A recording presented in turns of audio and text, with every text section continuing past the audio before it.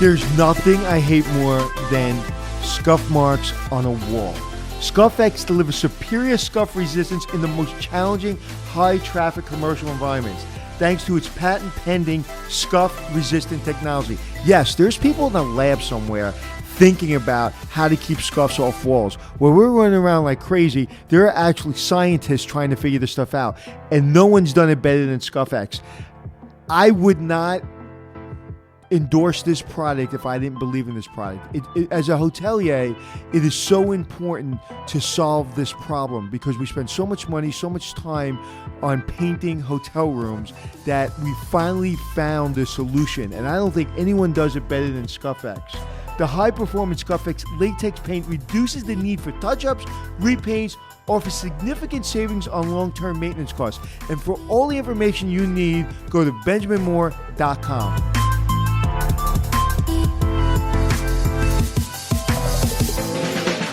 It's checking in with Anthony and Glenn, teaching you to be the hotelier that you wanna be. It's checking in with Anthony and Glenn. Anthony! Your favorite thing about a long weekend? My favorite thing about a long weekend is not freaking out at noon on Sunday. The weekend's over. How about you? That I get to walk around my pool deck with no shoes on and just do anything I want and maybe not even take a shower. You only allow yourself to do that on holiday weekends? I have a strict no shoes, no shower policy year round. You know why I do? Because we were just talking about this off mic, that I'm working on so many things that I'm always thinking. And even when I'm relaxing, I'm thinking. And for some reason on long weekends, I refuse to think, and I'm almost like it's permission to, like, you're not allowed to think. It's a long weekend. You're not allowed to think. You shouldn't be working. What's wrong with you? You're weird. Yeah, so as we're recording this, we're on the cusp of Labor Day weekend, but it's already probably middle of September when you're hearing this show. But my favorite holiday of all, I think, is Thanksgiving because everybody kind of checks out early on Wednesday, then you have Thursday, and then you get that bonus Friday, then you still have Saturday and Sunday. Love that long weekend. Yeah, I would say my favorite holiday is Easter because, like, that painting behind you that reminds me of Easter colors is the colors are coming back. We live in New York, so summer is right there. Right. You're in the yard. The kids are, even my kids and my nieces and nephews, they're 17, 18, 19, 20 years old, 21 years old, and we're still doing Easter egg hunts. Now, while I like the smell and flavor of Easter. I totally agree with you, except I'll insert Passover instead of Easter since I'm a Passover guy. But that always, to me, symbolizes the beginning of spring, the beginning of actual warmth and stuff happening. Labor Day weekend, which we're just about to go through, but as you're listening, we've gone through already. It's always sad to me in the sense that summer is ending. It's already getting cold at night, and it just depresses me that the days are getting shorter. And I also love that whole from Thanksgiving to New Year's because it's an excuse, the best. Again, that, like, I can't work. I can't call those people. I can't worry about that deal because no one's around. Everybody's on vacation. It's the holidays. I've got to take off. I got to get firewood. I got to sit around and do nothing. Oh, so it's forcing me to shut my brain off because, like, my wife will just look at me and go, "What are you thinking about?" Nothing. It's like, what are you thinking about? Nothing. I'm fine. I'm relaxed. I'm watching a movie. What are you thinking about? So during those, like, that holiday and, like, hopefully this weekend, like, I'm actually give myself permission to shut my brain off. Beautiful. I absolutely love it. I can't wait to shut my brain off this weekend. Maybe as soon as the middle of this podcast, we'll see how it goes. You know, it's interesting. It seems like your brain is usually shut off, but whatever. Whatever works for you. Ooh, good burn. So we're going to talk about news you can use. Yeah, and I want to do all of this in the vein of corporate responsibility today. And let's start off in the hotel industry. An interesting move that we're seeing last month, meaning in the beginning-ish of August, maybe the end of July, IHG announced that they're getting rid of all those little itty-bitty miniature bottles. And, yes, Anthony, you got a finger up. Go on. Put a little, clip in that. All right. Yeah. Oh, no, don't shut off the It's been clipped. No. But let's think about the words you just said. Yeah. Corporate Yeah. responsibility. That's right. Okay, let's break corporate responsibility into 3 things before we talk about it. All right. Go. What are the 3 things, if you had to break down corporate responsibility into 3 subjects, what are they? Take care of your people, take care of the environment, make sure your customers are taken care of. Correct. Yes. But you're 100% wrong. Oh. Because you're Wah, thinking wah. you're thinking from a freshman in college and I'm learning about business. Right. You're the president of a Fortune 500 company. Mm-hmm. What are your 3 responsibilities? Well, and I know that we're going to be able to change that. It's your shareholders, and I'd say probably your shareholders. 100%. But that's changed. Hold on. It Yep. has not changed. If anything, it's gotten worse. However, everybody makes believe it's changed. I disagree. Everybody thinks it's changed. The only way it changes is with what? A strong, Right. creative, fierce leader and board. Very If true. you don't have that, it will not change. All right. Now, the Business Roundtable is a group of corporations in America, and they released a statement on August 19th, which is why I'm saying you're wrong. Well, you're not wrong, but they said the Business Roundtable released a statement on the purpose of a corporation signed by 181 CEOs who commit to lead their companies for the benefit of all stakeholders, customers, employees, suppliers, communities, and shareholders. It's not just about shareholders anymore, they're saying. It's more about this entire approach to the business. And why is that? Because I think people are realizing that you have to take care of your people if you want to have a strong corporation. Also, customers are demanding companies that are ethical, that are out there. Because it's still about the shareholders, my friend. So let's look at that, right? Yeah. I think that's a great way to look at it. Unemployment is at an all-time low, 3.8%. And it's been low for years. It was 4.1%. Before Trump came in, Trump got it down to 3.8. It was 10% like 9 years ago. Then it went down to 4.1. Right. And then Trump. Less jobs 3.8. less jobs have been created since the beginning of the Trump administration than the previous 2.5 years of the Obama But administration. regardless of that, let's not talk about politics. 3.8% unemployment for whatever reason. We're there. So you have that. One, you have people forcing managers and bosses to give them more, right? You're having clients come into hotels in New York City and saying, well, if your hotel's not green, and I mean real green, not fake green, if you're really doing things like composting and other things, then we'll give you our group. If not, I'm sorry, goodbye. Okay. So you're getting these things forced. Now, the environment, we have to take care of the environment because it saves money. We have to take care of the environment because it saves lives and it saves the planet. But in corporate world, it saves money. So these things are being forced. So when people sit, and I'm not saying that any of those people don't have good intentions, because they all probably have great intentions. But do you think that they would have a job as a CEO of a major corporation if the board and the owner of that company, whether it be shareholders or private company, didn't think that those 3 things or 4 things or 5 things that you just mentioned wasn't a way to make shareholders more money? No, absolutely, Right. absolutely So not. it's not this, oh my God, I feel so great about my employees all of a sudden. It's like if you're not doing it, it's being forced down your throat. Right. In fact, Anthony, over the last 10 years, I feel as I've been a big preacher for the eco-green movement, but not from a rah-rah love the environment point of view, but from a strong business perspective, right? Back at the height of the last upturn in 2007, people were all for the environment and doing all sorts of programs. But once the industry turned down and the negative cycle started, they got rid of all of those programs. But once it was clearly communicated to owners and operators of businesses that if they made smart investments that could help save the environment, but they would really have strong ROIs to them and help hoteliers lower expenses so they can make more money. That's the real trick to getting people to be responsible in a corporation. So think of it this way. When you're judging corporations or you're judging leadership in corporations, if no one was looking and what they're doing would make them 20% more money, but no one would ever know that they were harming the environment. And not harming the environment like putting the Amazon on fire. Harming the environment kind of a little bit. It's not putting the Amazon on fire. Right. It's not going to kill anybody tomorrow. Maybe 1,000 years from now it'll be a problem. Do you think that they would give up 20% in profits because they're going to save the environment? The answer is no. I'm not even going to let you answer the question because the answer is no. However, if there was a spotlight on that and everybody was paying attention to that and customers were demanding that and employees were concerned about it, would they come out and say, oh, we're not going to do this and we're going to take it in the shorts for 20% because it's right for the environment? That's what would happen. I don't know anyone that's going to take a 20% discount on their profit because there's an environmental issue that's maybe 100 years away.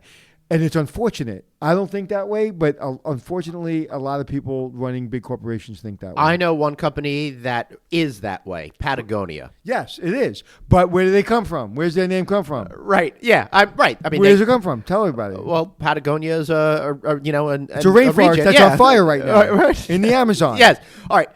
What they did, which I think was really cool when nobody was really looking, is they took all of the extra profits that they made since the tax cuts that we had and took all of that extra money and gave it to pro-environmental causes. I think that's pretty freaking and cool. some companies have done that. So I'm not in any way, shape, or saying that people aren't out there doing those good deeds, but I'm saying generally. Right, of course. Generally. Yeah, generally speaking. So now let's get back to right. So now that I threw you off your game, let's get back to your game. All right, so we were talking about first IHG went ahead and they're getting rid of what I said, the teeny tiny little itty bitty bottles. Now to me that's a great move because I don't have to try to read the little print anymore. So let's look at that, right? We went from there's no way we're going to get rid of these little one-time use bottles because our customers, our guests they want them. It's disgusting to have this big tube on the wall that you push to get soap. That you see that in public restrooms. So they're going to get away from these little amenity bottles and just use these big. That's right. These big tubs. What right. would you call them? Yeah. Just larger containers. Dispensers. Yeah, dispensers. That's the right word for it. These larger dispensers. Right. Now let's go back. Okay? Go back. 10 years ago, right. 5 years ago, we can't go to those dispensers. Those dispensers are disgusting. Even though Europe had these dispensers for 20 years, right. we can't do that. Why? Why? Because we're afraid we're going to lose market share if we're the Ritz-Carlton and Marriott of the Four Seasons to our competitor because people are going to see those as low rent. Right. However, but now things have changed. There's what has changed? There's I think that the younger generation is very, very more focused on the environmental issues about the future than older generations are. And now it's becoming a competitive advantage. Right. Now they're going to like housekeeping that. going, I don't need all these. Put those back. Plus, you can save money. Absolutely. So you have to have that yin and the yang that's going to save money while also doing the right I have a right toiletry thing. line. It's not good for me because we're going to get rid of all those little bottles. Right. And we came out with a dispenser even when it wasn't really top of our mind because we saw it coming down the road. Right. And now dispensers are much more attractive looking and the stuff that you put in them are different brands that weren't associated with ports. No longer the pink stuff that you see at the airport restroom, right? It's high-end brands that are going this way, too. Lock the dispenser. That's right. So people can't steal everything, and they have these little windows. Steal things so people don't pee in the dispenser. Ew. Hey, somebody from the Beach Boys peed in an iron once, and then my guest had to iron her blouse with pee. I won't tell you who it was, but it was somebody from... well, it probably wasn't Brian Wilson because he was probably too depressed to get out of bed. But we'll see. I don't know. I wish I knew any other Beach Boys names beyond that. So I'll just leave it at that. And I was just shaking my head one way or another. I won't tell you. You were definitely shaking it in a direction. In a direction when he mentioned that person's name.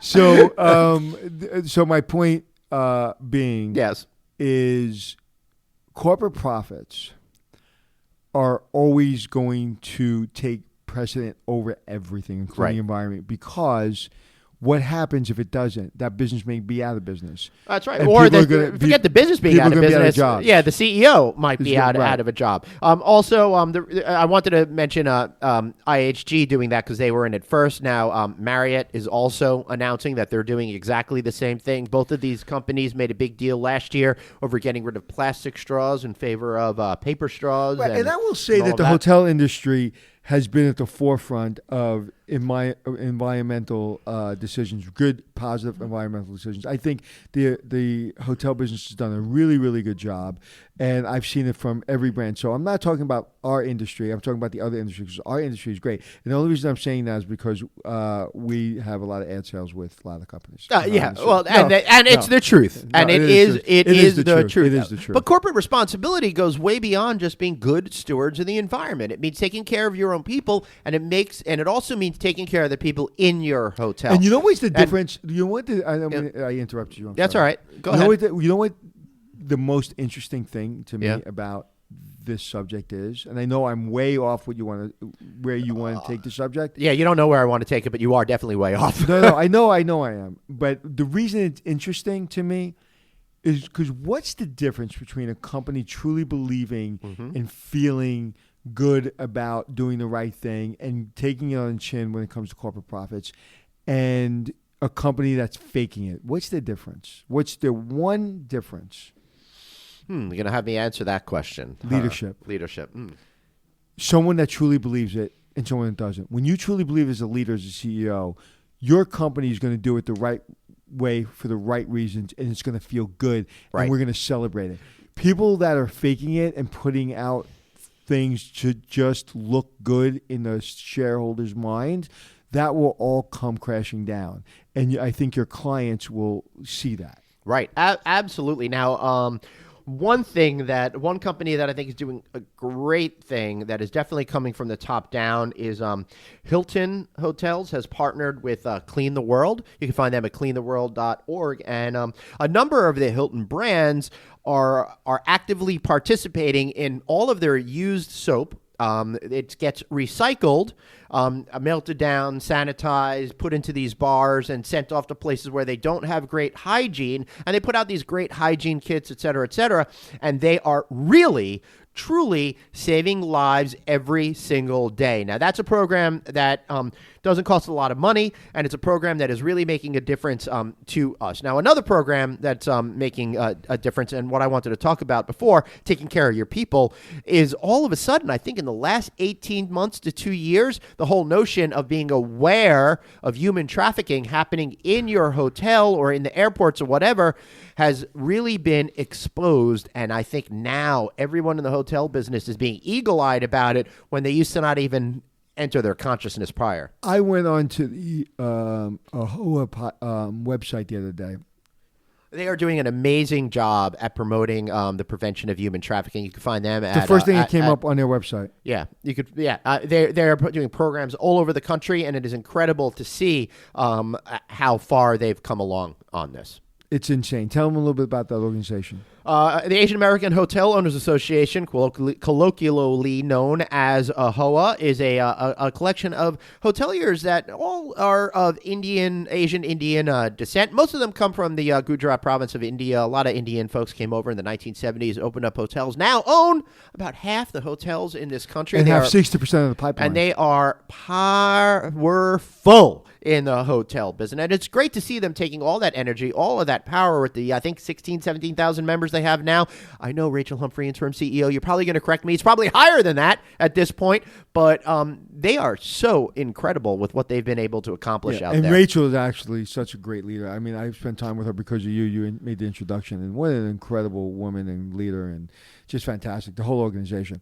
But yes, and they're doing an amazing job. And the first thing I saw when I went on their website was information about human trafficking. Right. It was incredible. Yeah, and it really is an unbelievable thing that the hotel industry really is getting behind all of it right when now. You think about doing all these educational programs. How much crime happens in hotels? So if you look at, the opioids, you look at where most of these drug dealers go, where these drug Right. addicts That's where go. I build all my meth labs. Right. And which I don't blame you. So we have to pay attention and make believe and stop making believe it doesn't happen. Prostitution has basically had their headquarters in hotels, whether it be 1-star hotels or 5-star hotels, forever. Right. So we gotta, and I think we don't do a great job in training our employees for looking for things like that. Yeah, I would like to just shamelessly plug a show that I did on No Vacancy. You could find it on novacancynews.com or on the No Vacancy podcast feed. In November 2017, I spoke with Ronnie Hong. She was sold into slavery and was a victim of human trafficking and became basically a sex slave and stuff like that. So she tells her story. It was an interview I did on stage with her. Incredibly moving, incredibly educational, and really shares some of the signs that you could see out there. And I highly encourage you to check that particular episode out. Wow, that's intense. Yeah. So let's go back to The environment? what you wanted to talk about. Corporate responsibility. Right. So what would you do if you were still operating hotels on a day-to-day basis to make sure that you felt that you were doing the right thing and being responsible to those different groups of people? I'm actually offended when I go into a retail store, and they're still using plastic straws, because I've used paper straws and they're not as good, but it's completely fine. When I go into a store and they're still giving me plastic forks, when I go into this place called Claudette's, Cuisine by Claudette's, where I live, and they give me wooden spoons, and they work just as good as plastic spoons. I don't know the difference. I think they're probably bamboo. Whatever they're made out of, and they're not made of plastic. So I look for it. Yeah. Right. I even look for now the napkins that are on the roll. Yep. Instead of taking all these napkins. So I'm looking for it, and I never ever looked for it because they set a good example for a retail store, for a food and beverage store. Well, the one thing that pisses me off, Anthony, with the straw thing in particular is I never drink water with the straw, and I can't stand going to restaurants where they take the straws and they open them and they put them in all of the drinks, right?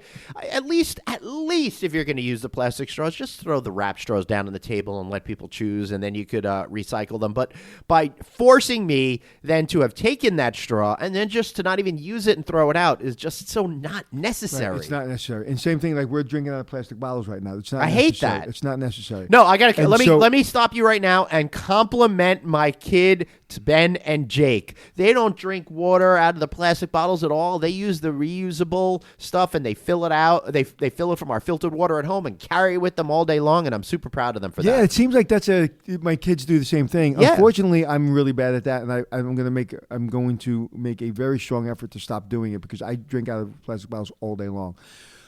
So what I would do is I was running a hotel tomorrow is Right. I I would look at every single space and make it try not to use any plastic, especially one-use plastic. And I would really think about it. And I would also ask my guests, probably I would get a card at check-in with 10 things and ask them, what do you think of this? What do you think of this? What do you think of this? What do you think of us doing this? And I would probably get 100% where people would agree with going green. So you get the guest talking about it, and you get the employees to understand that it's important to the guest.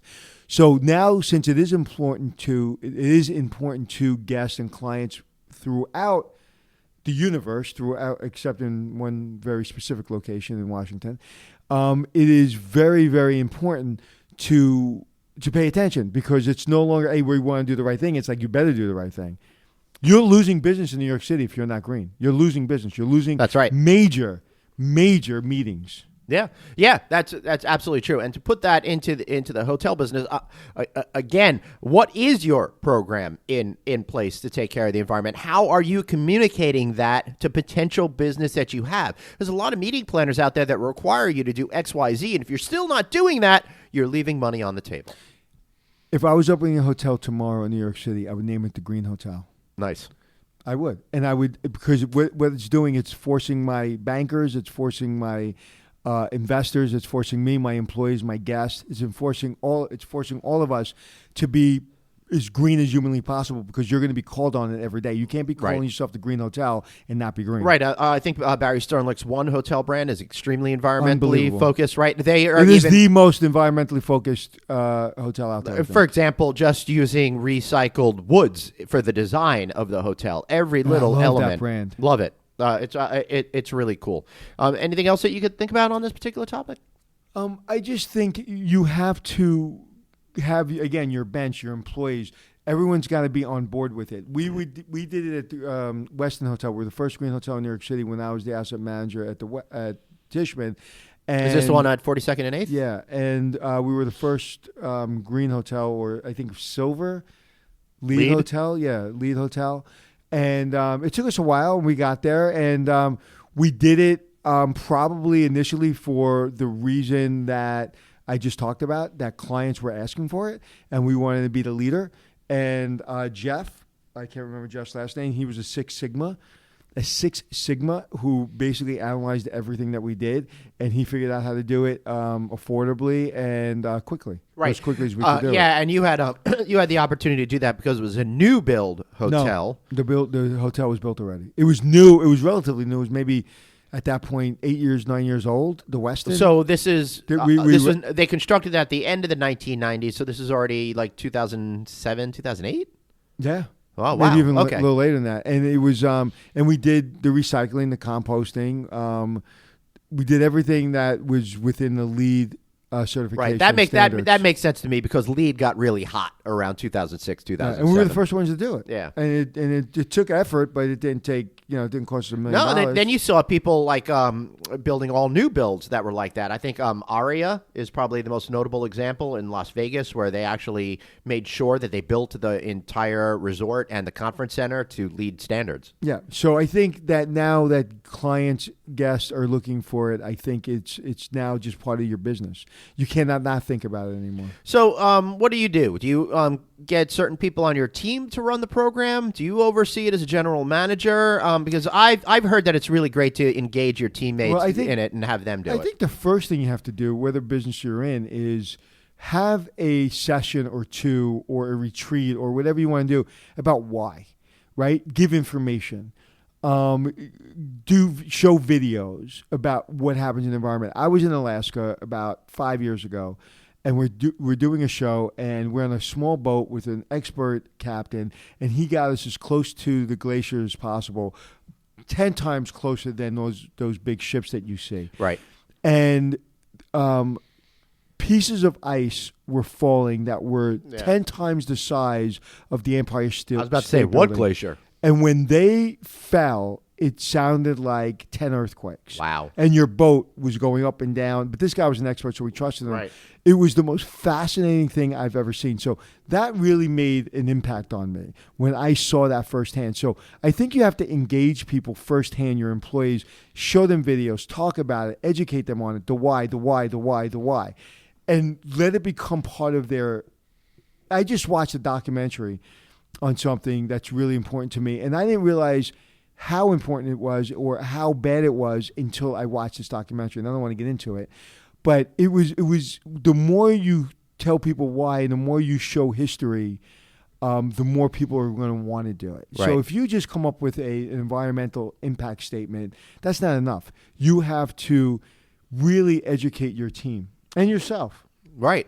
And it's always a continual learning process. One of the things that I'm seeing great hotels do right now is they're not just worrying about what's actually happening at the property level, but they're saying, hey, if we're going to be buying X materials, how is it being constructed, those materials? How are the factories doing it? Are the factories focused on being environmentally friendly too? So I like that attitude of, oh, hey, we didn't just get a duvet. We got a duvet that was done to green standards. Yeah, and I think that's just not only the trend. I think that's what's going to happen going Agreed. forward. And again, thinking out of the box, one of the things I would do is I would ask people how they can make their house more green, and then maybe have a contest. Right. Say, we want you to take a video around your house of how you're making your house more green. Show us how. I love that. And whoever can make it more green gets a prize, right? Yeah, that's great. And so, again, getting them involved at home, like that I'm still drinking out of plastic bottles is a shame. It's ridiculous. I go through more plastic bottles than most people because I drink a lot of water. And it's insane. So the next time I come, I will probably have one of those tumblers that my kids are walking around with. I like that. Do they call them tumblers? I don't know what they're called. I'm just thinking about how you're bragging so much about being well hydrated. You know, I'm a very well hydrated person. As you're taking a sip out of a glug glug glug. All right, so let's wrap this one up today. But before we did we talk about anything? We talked a whole lot about a lot of stuff. We've been talking for half an hour now, Anthony. And let me say before we wrap this up, if you guys are nice enough, if you believe in our show, and you want to give us a 5-star rating on iTunes, we really would appreciate it. If you leave a review, we're going to read it for you. One comes from Mr. J. Leff 123. He says, this is the podcast for hoteliers. The passion and knowledge with which these gentlemen speak are unparalleled in the industry. There's no putting on airs. This is the podcast for hoteliers looking to further enhance experience for both guests and employees. Thanks, Anthony and Glenn, for putting out entertaining and informative shows week after week. Well, thank you, J. Leff 123. Really appreciate that. Isn't that not really that nice? So, tell us something we don't know. All right, so I'll tell you something that we don't know. I'll keep it to the environmental kind of thing. In 1979, 1980-ish, when I was 9 or 10 years old, my buddies and I used to hike in the woods all the time. We came across an area where the teenagers used to hang out and do all their drinking, and they'd leave behind all of their glass bottles half filled with beer. Well, we decided one day to save the environment and make some money at the same time, so we must have collected 500 of these bottles, stacked them all up at my house, and I expected my parents to just take us to the recycling facility, but we had, I turned my backyard into a brewery. They were none too happy and made us dispose of those bottles without recycling them. Really? Well, it was 1978. You know, my dad would smoke two cigarettes at the same time with the windows closed in the car. So what do they know? With no seatbelts on. Yeah, right. Talking about no seatbelts. Yeah. Ask me a question. Anthony, tell me something we don't know about you. I'm on the Bell Parkway between Cropsey Avenue and Bay Parkway. Right. I'm going, my daughter's in the back seat, my daughter Mia, and my wife's in the passenger seat, and I'm driving my, and I'm going to just mention the car I drive because it's the safest car on the road, right. 2019 or 18 Volvo S90, my favorite car I've ever owned in my entire life. I'm sitting in the middle lane in dead traffic. The traffic's not moving. It's not even stopping. It's not even stop and go. It's parking lot traffic.